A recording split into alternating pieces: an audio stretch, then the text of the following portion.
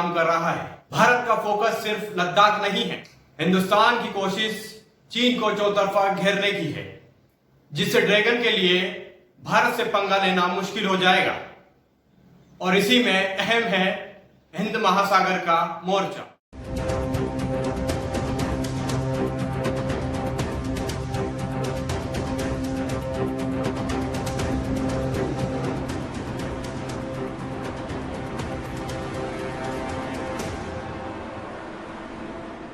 भारत ने चीन की कपट नीति, धोखेबाजी और विश्वासघात को देखते हुए अपने टैंक्स और दूसरे हथियारों की तैनाती बढ़ाई ताकि चीन की किसी भी कुटिलता का जवाब दिया जा सके।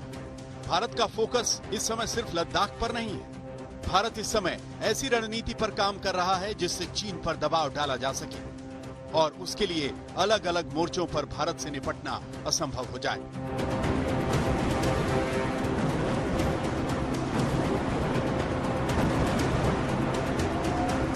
तमाम एक्सपर्ट भारत सरकार को यह सलाह दे रहे हैं कि हिमालय के ऊंचे और कठिन फ्रंट पर भारतीय सेना चीन को जवाब दे रही है, लेकिन चीन पर दबाव बढ़ाने का रास्ता हिमालय से नहीं, समुद्र से होकर जाता है। भारतीय नौसेना चीन पर बहुत ज्यादा दबाव डाल सकती है।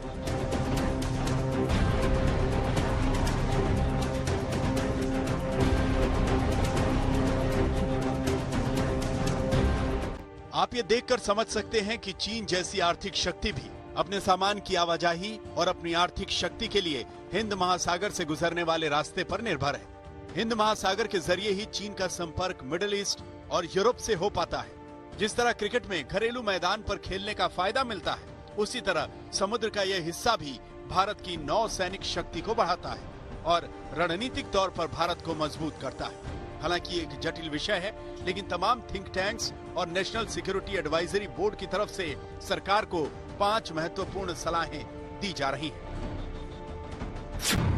हिंद महासागर में चाइनीज शिपिंग को ब्लॉक करने की नीति, हिंद महासागर क्षेत्र में भारत की आक्रामक मौजूदगी, पश्चिमी प्रशांत महासागर में अपनी मौजूदगी और शक्ति को बढ़ाना, साउथ चाइना सी में अपना तटस्थ रुख बदलना और जापान, ऑस्ट्रेलिया, वियतनाम और इंडोनेशिया के साथ रिश्ते बेहतर करना।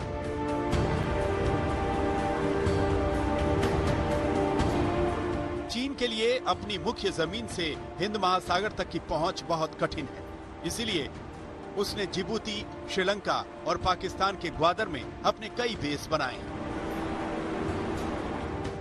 भारतीय नौसेना ने पिछले कुछ वर्षों में कई बार चीन के समुद्री अतिक्रमण को पकड़ा है।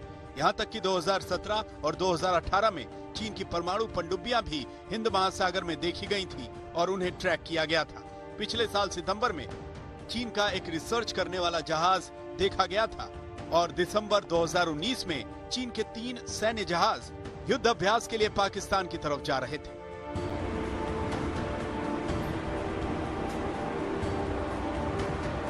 तो भारत के कई पूर्व नौसेना प्रमुखों ने यह कहा है कि भारत को तत्काल नौसेना के विकल्पों पर काम करना चाहिए और चीन पर हिंद महासागर में दबाव बढ़ाने का कोई भी मौका छोड़ना नहीं चाहिए। भारत अपनी नई रणनीति बनाने में पूरा दमखम लगा रहा है।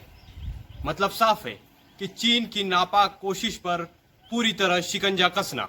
भारत के सामने ड्रैगन ने घुटने टेकने की शुरुआत कर दी है। गलवान घाटी में चीनी सेना करीब 2 किलोमीटर पीछे उल्टे पांव लौट गई है। अब आगे देखना यह होगा कि क्या ये भारत की नई रणनीति पर चीनी सेना या चीन ड्रैगन पूरी तरह घुटने टेक देगा। कैमरा पर्सन कमल देवड़ा के साथ में हरिओम वीर।